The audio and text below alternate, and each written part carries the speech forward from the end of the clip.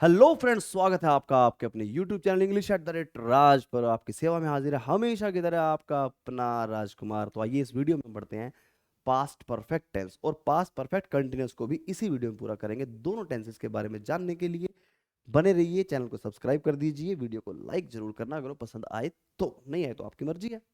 लेकिन मैं तो फिर भी उम्मीद लगा के बैठूंगा ना, और उम्मीद से रिलेटेड काफी सारी बातें की जाएंगी इस वीडियो में। तो आइए तो चलते हैं पास्ट परफेक्ट टेंस की तरफ। तो पास्ट परफेक्ट टेंस, अब देखो पास्ट और परफेक्ट, प्रेजेंट परफेक्ट तो मैंने पढ़ा ही था, शायद आपने वीडियो देखी भी होगी। पास्ट परफेक्ट, अगर वो पास्ट की बात करूं तो एक तो होता है पास्ट इंडेफिनिट, मतलब जिसमें पास्ट की बात की जाती है, ठीक है। और पास्ट परफेक्ट जो होता है वो पास्ट का भी पास्ट होता है, मतलब दो दो पास्ट की बातें की जा रही है, लेकिन दोनों पास्ट, दोनों जो काम हो रहे हैं ना पास्ट में, वो साथ साथ नहीं हो रहे। एक काम पास्ट में हुआ, एक काम उससे भी पहले हुआ, मतलब पास्ट का पास्ट। अगर मैं एक टाइमलाइन की बात करूं, सपोज दैट मैं एक टाइमलाइन खींच देता हूं और यहां पर मैं प्रेजेंट में हूं, और ये है फ्यूचर, और ये है पास्ट। तो अगर जो पास्ट इंडेफिनेट यहां है ना, तो पास्ट जो परफेक्ट है वो इससे ही पहले होगा। दोनों पास्ट इंडेफिनिट और पास्ट परफेक्ट साथ नहीं हो सकते। अब हम बहुत सारे एग्जांपल से इस चीज को सीखेंगे। एक छोटी सी बात बताइए मैंने आप लोगों को, देखो पास्ट परफेक्ट टेंस में सबसे पहले हम सेंटेंस फॉर्मेशन की बात करते हैं। पास्ट परफेक्ट टेंस में जो हेल्पिंग वर्ब का यूज होता है दैट इज हैड। क्या है वो? हैड। और मेन वर्ब की जो है, मेन वर्ब एमवी की कौन सी फॉर्म होती है? थर्ड फॉर्म का यूज करता है। जैसे कि मैंने लिखा हुआ यहाँ पे, had plus subject plus verb की थर्ड फॉर्म और ऑब्जेक्ट। मैंने तीनों तरह के सेंटेंसेस का फॉर्मेशन लिखा हुआ है, इंटेरोगेटिव, नेगेटिव और अफर्मेटिव। तीनों तरह के सेंटेंस का फॉर्मेशन है। पास्ट परफेक्ट टेंस में हेल्पिंग वर्ब हैड का यूज होता है, और जब भी किसी सेंटेंस में हेल्पिंग वर्ब हैड यूज होगी तो मेन वर्ब की थर्ड फॉर्म का यूज होगा।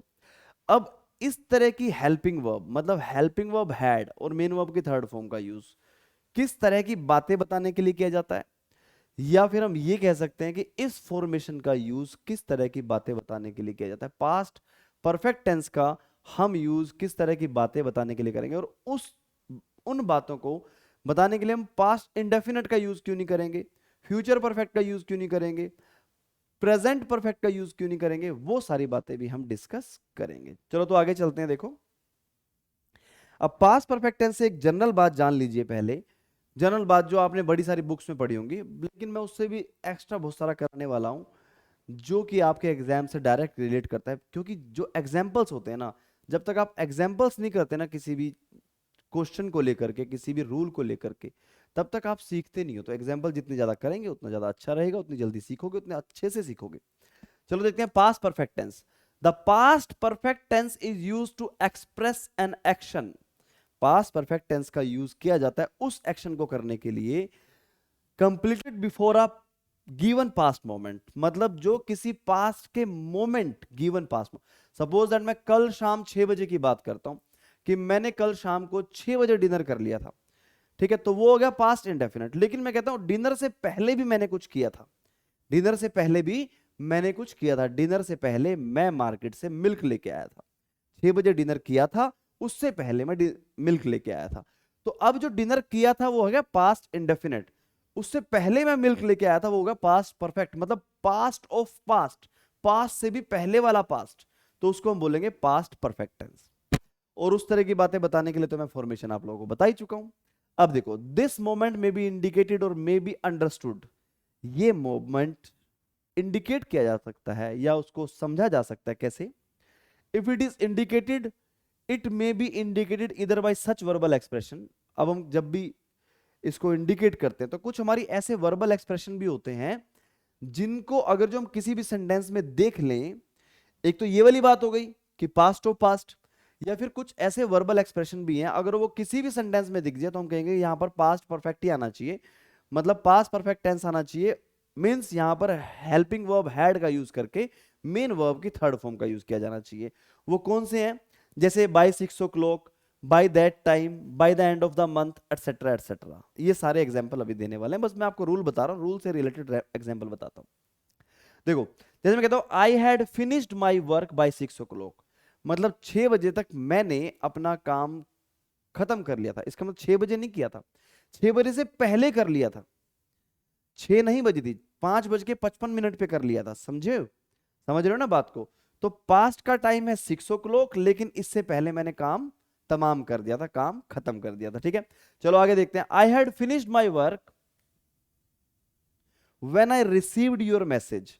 मैंने काम खत्म कर लिया था जब मैंने आपका मैसेज रिसीव किया। मतलब जब तुमने मुझे मैसेज किया था ना, मैसेज तुमने मुझे कल किया था, 6 बजे किया था, 5 बजे, जिस भी टाइम किया था, उससे पहले मैंने काम खत्म कर लिया था।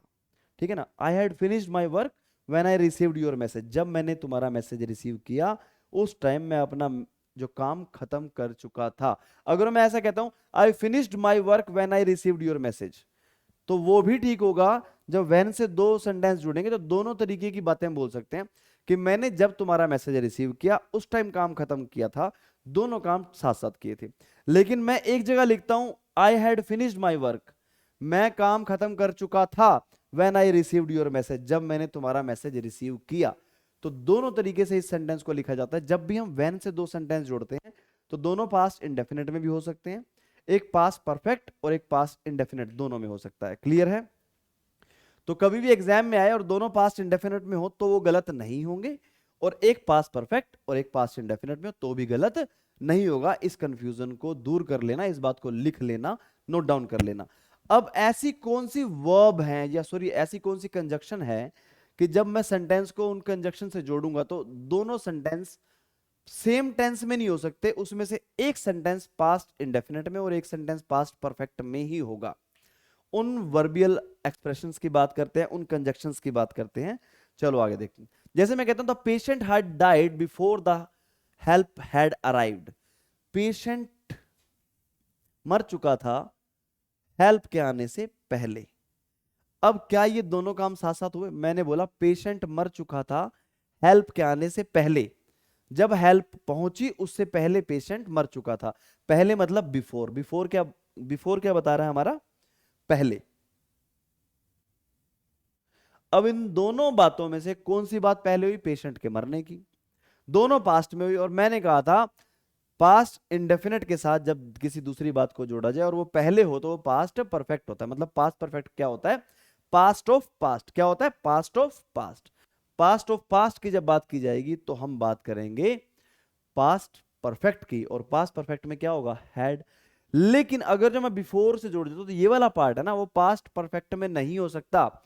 जब भी हम दो बातों को, दो सेंटेंस को बिफोर से या आफ्टर से जोड़ें या बाय द टाइम से जोड़ें, इन दैट केस दोनों के दोनों सेंटेंसेस पास्ट इंडेफिनिट में या पास्ट परफेक्ट में बिल्कुल नहीं हो सकते उसमें से, क्योंकि वो दोनों काम साथ नहीं हो रहे हैं। बिफोर मतलब पहले, एक काम पहले हुआ, एक काम बाद में हुआ। आफ्टर मतलब बाद में, इसका मतलब एक काम बाद में हुआ, एक काम पहले हुआ, दोनों साथ साथ तो नहीं। व्हेन का मतलब जब, ठीक है ना? व्हेन का मतलब क्या होता है? जब या कब। इंटेरोगेटिव सेंटेंस में कब होता है? अफर्मेटिव सेंटेंस में जब होता है। तो जब व्हेन से जुड़ेंगे तो हम दोनों पास्ट इंडेफिनिट भी रख सकते हैं, दोनों पास्ट परफेक्ट भी रख सकते हैं, एक पास्ट परफेक्ट और एक पास्ट इंडेफिनिट भी रख सकते हैं। लेकिन जब भी बिफोर से, आफ्टर से, बाय द टाइम से दो सेंटेंस को जोड़ा जाएगा तो दोनों सेंटेंसेस का, इस सेंटेंस और इस सेंटेंस, इन दोनों सेंटेंसेस का टेंस सेम नहीं हो सकता। जो काम पहले हुआ है वो पास्ट परफेक्ट में लिखा जाएगा, जो काम बाद में हुआ है वो पास्ट इंडेफिनिट में लिखा जाएगा। अब दोनों पास्ट परफेक्ट हो गए तो ये तो ठीक है, ये पास्ट इंडेफिनिट होना चाहिए। यहां पर ये हैड नहीं आएगा, द हेल्प अराइव्ड ऐसे आएगा। क्लियर है? समझ में आ गई इतनी बात? नहीं समझ में आई तो भाई फिर एक बार फिर से थोड़ा सा रिवाइंड करके देख लो। They had reach the railway station after the train had left. वो स्टेशन पर पहुंचे ट्रेन के जाने के बाद। अब क्या, ट्रेन के जाने के बाद, अब ये आफ्टर आ गया ना बाबू, आफ्टर आ गया, तो ट्रेन के जाने के बाद वो स्टेशन पर पहुंचे, मतलब ट्रेन उनकी छूट गई। तो पहले काम कौन सा हुआ? ट्रेन के जाने का। बाद में काम कौन सा हुआ? स्टेशन पे पहुंचने का। तो जो पहले काम हुआ वो हैड प्लस वर्ब की थर्ड फॉर्म के साथ, और जो बाद में काम हुआ वो वर्ब की सेकंड फॉर्म के साथ। मतलब जो पहले काम हुआ वो पास्ट परफेक्ट में, और जो बाद में काम हुआ वो पास्ट इंडेफिनिट में। तो पहले ये हुआ, ये तो ट्रेन तो चली गई, उसके बाद वो पहुंचे, तो यहां पर हैड नहीं आएगा और उसको V2 कंसिडर किया जाएगा। क्लियर है? इतनी बात समझ में आ गई? अब आगे देखो, by the time they reach the theatre the movie started. जब वो थिएटर पहुंचे तो मूवी स्टार्ट हो चुकी थी। जब वो थिएटर पहुंचे तो मूवी स्टार्ट हो चुकी थी। मूवी स्टार्ट पहले हुई थी, तो यहां पर स्टार्टेड की जगह क्या आएगा? Had started. क्या आएगा? तो ये तीन बातें आपने ध्यान रखनी है।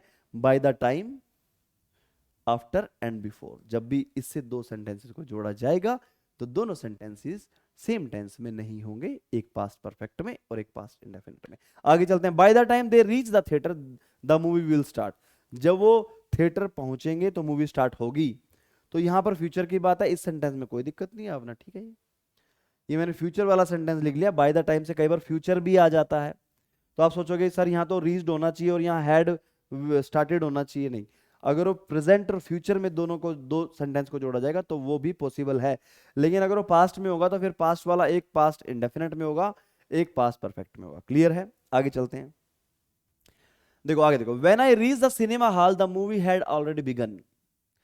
ये सेंटेंस आया, आपसे पूछा गया सीजीएल 2020 जो कि 4 मार्च को हुआ था आफ्टरनून में। अब बोलोगे सर 2020 में तो लॉकडाउन लग गया था।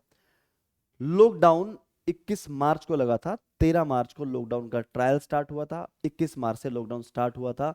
उससे पहले 4 मार्च को सीजीएल एसएससी सीजीएल के एग्जाम हो गए थे, लेकिन 20 मार्च से जो एसएससी सीएचएसएल के एग्जाम होने वाले थे वो सब कैंसिल हो गए थे, और उसके बाद तो कैंसिलेशन चलता ही रहा, फिर बाद में 2021 में हुए सब एग्जाम।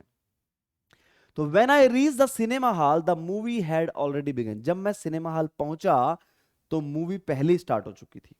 जब मैं पहुंचा, मैंने बोला जब वैन से जोड़ेंगे, जब वैन से जोड़ेंगे तो दोनों सेंटेंसेस पास्ट इंडेफिनिट में भी हो सकते हैं और एक पास्ट इंडेफिनिट और दूसरा पास्ट परफेक्ट में भी हो सकता है। तो इस सेंटेंस में कोई भी एरर नहीं है, ये सेंटेंस बिल्कुल करेक्ट है। तो इसका आंसर नो एरर था, ठीक है। अब नेक्स्ट देखो। Lucy has already cut the cake when we reach the party hall. Lucy पहले ही केक कट कर चुकी थी जब हम कहां पहुंचे? पार्टी हॉल में पहुंचे। अब यहां पर पार्टी हॉल में पहुंचने की बात क्या है? पास्ट की। अब उसने कहा उससे पहले केक कट कर लिया था। अब उससे पहले केक कट कर लिया था, तो यहां पर क्या आएगा? पास्ट परफेक्ट आएगा। लेकिन यहां पर क्या लिखा हुआ है? हैज। और पास्ट परफेक्ट में हैज हेल्पिंग वर्ब नहीं आता, हैड आता है। हैज तो प्रेजेंट परफेक्ट में आता है।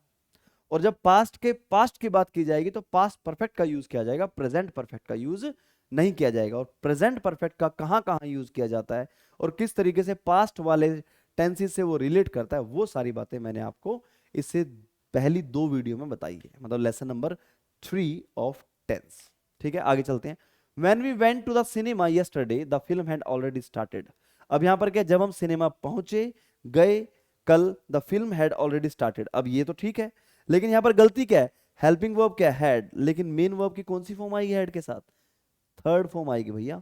तो किसी भी तरीके से प्रॉब्लम को क्रिएट करके, किसी भी तरीके का चेंज करके एग्जामिनर एक क्वेश्चन क्रिएट करता है, उसमें क्या प्रॉब्लम है, क्या गलती है, वो आपने देखनी है। क्लियर है? इतनी बात समझ में आ गई?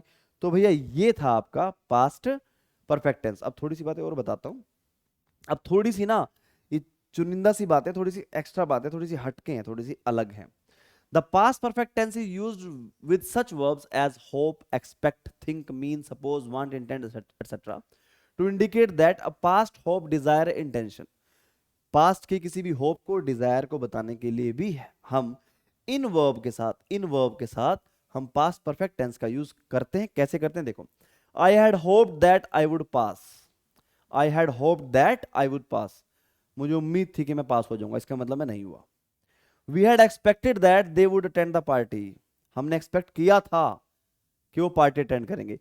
अब देखो इसमें क्या है, अब आप सोचोगे सर अगर जो बात करते हैं कि यहां पर हैड की, तो यहां पे पास्ट इंडेफिनिट आना चाहिए, कैसे आ गया? दोनों काम साथ साथ हुए हैं। अब बताता हूं क्या हुआ कि मैंने उम्मीद की थी मैं एग्जाम पास कर लूंगा। दोनों काम पास्ट के हैं। उम्मीद पहले होती है और एग्जाम बाद में होता है ना ऐसा?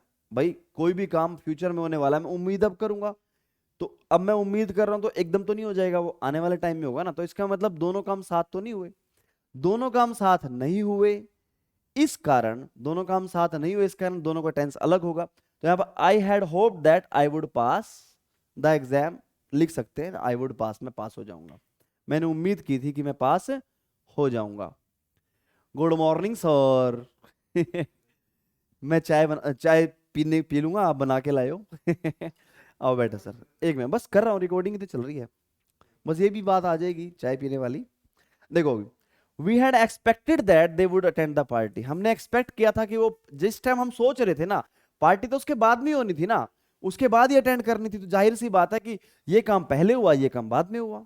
तो हैड एक्सपेक्टेड, जब एक्सपेक्ट है, होप है, ये बातें आ जाती हैं, तो हम पास्ट परफेक्ट टेंस का यूज करके उसके साथ ये वुड प्लस वर्ब की थर्ड फॉर्म फर्स्ट फॉर्म का यूज करते हैं।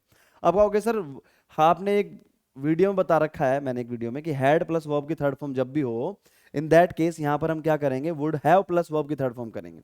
कंडीशनल सेंटेंस में ऐसा बताया जाता है, लेकिन उसमें क्या है, वो सेंटेंस कंडीशनल होता है, इसमें कोई कंडीशन नहीं है, इसमें सिर्फ उम्मीद की गई है कि यार मैंने उम्मीद की थी कि वो आएगा, तो कंडीशन तो ना। अगर मैं कहता हूं if he had come to party I would have been happy, अगर वो पार्टी में आया होता तो मैं हैप्पी होता, मैं खुश होता, तो वो कंडीशन है, यहां पर कोई कंडीशन नहीं है, यहां तो उम्मीद है। ठीक है, I had intended to go to UK last year, मैंने इंटेंड किया था, इंटेंड मतलब इंटेंशन, इंटेंशन क्या होता है, इरादा किया था कि मैं यूके जाऊंगा, लास्ट ईयर इरादा किया था, तो इरादे वाली बात हो गई, तो हैड प्लस वर्ब की third form. She had thought of paying us a visit, उसने ऐसा सोचा था कि वो हमारे पास आएगी, हमारे घर पे आएगी, विजिट करेगी हमारे यहाँ पे। तो इस तरीके से थिंक, इंटेंड, एक्सपेक्ट, होप जैसे वर्ब के साथ हम हेल्पिंग वर्ब हैड का यूज करते हैं, मतलब प्रेजेंट परफेक्ट टेंस का यूज कर सकते हैं, तो ये गलत नहीं होते। अब थोड़ा सा डिफरेंस समझाता हूं कंडीशनल सेंटेंस में और इस तरह के सेंटेंसेस में। देखो देखो देखो, past perfect tense use in conditional sentence, if she had asked me, अगर जो उसने मुझसे पूछा होता, I would have helped her, मैं उसकी मदद कर देता। यहां पर आ गई कंडीशन, और यहां पर ये जो है, यहां पर एक्सपेक्ट नहीं है, होप नहीं है, इंटेंड नहीं है, यहां आस्क एक नॉर्मल वर्ब। तो जब इस तरीके से नॉर्मल वर्ब आ जाए और एक सेंटेंस कंडीशनल हो, तो यहां पर हैड प्लस वर्ब की थर्ड फॉर्म के साथ सेंटेंस लिखा जाएगा, और जो दूसरा पार्ट है ना, उसमें वुड हैव प्लस वर्ब की थर्ड फॉर्म लिखा जाएगा, वुड प्लस वर्ब की फर्स्ट फॉर्म नहीं लिखा जाएगा। लेकिन अगर इसकी बात करें तो यहां पर कोई कंडीशन नहीं है, इफ नहीं है यहां पर। ठीक है, तो यहां पर क्या है, वुड प्लस वर्ब की फर्स्ट फॉर्म आएगी, ये करेक्ट मानी जाएगी। ठीक है, आगे चलते हैं। If she had informed me, अगर जो उसने मुझे इन्फॉर्म किया होता, I would have gone there on time, मैं वहां पर टाइम पर चला जाता। आई वुड हैव, अगर मैं यहाँ पे I would go there on time करूंगा तो गलत हो जाएगा। ठीक है, क्योंकि यहां पर कंडीशनल सेंटेंस है, राइट है, यहां पर वो होप एक्सपेक्टेशन नहीं है। I had hope that she would pass the exam easily, मैंने उम्मीद की थी कि वो पास कर लेगी एग्जाम, कंडीशन नहीं है, मेरी उम्मीद थी। तो यहां पर क्या है, वुड प्लस वर्ब की फर्स्ट फॉर्म, क्योंकि यहां उम्मीद है। अगर यहां पर इफ लगा होता और एक कंडीशन होती तो यहां पर वुड हैव पास्ड हो जाता। क्लियर है, समझ में आ गया। ये है पास्ट परफेक्ट टेंस। तो पास्ट परफेक्ट टेंस से कितनी सारी बातें मैंने आपको बताई हैं, वो सब याद कर लेना, सेंटेंस को लिख लेना, रिवाइज करते रहना, तो इसी में आप लोग भलाई है, आप एग्जाम क्लियर कर जाओगे, आपको बड़ा मजा आने वाला है। क्लियर है, तो नेक्स्ट वीडियो में हम पढ़ेंगे पास्ट परफेक्ट कंटिन्यूअस टेंस, और with the difference between present perfect continuous, past perfect continuous and future perfect continuous। Clear है, तो इसी के साथ इजाजत चाहता हूं। Take care, tata bye bye, हर हर महादेव।